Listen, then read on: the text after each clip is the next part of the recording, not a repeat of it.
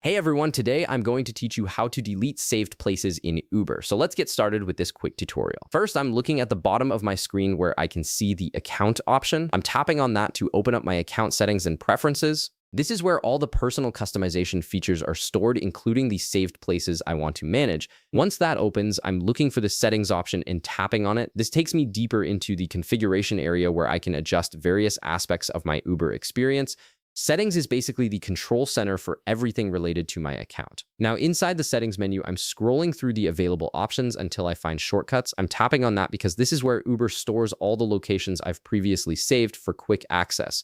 These shortcuts are meant to make ordering rides faster, but sometimes you need to clean them up or remove outdated addresses. At this point, I'm looking through my list of saved places. I'm finding the specific location I want to remove from my shortcuts. Right next to each saved place, there's a 3 dots icon. I'm tapping on those 3 dots beside the place I want to delete. This opens up a small menu with additional options for managing that particular shortcut. From the menu that appears, I'm clicking on delete.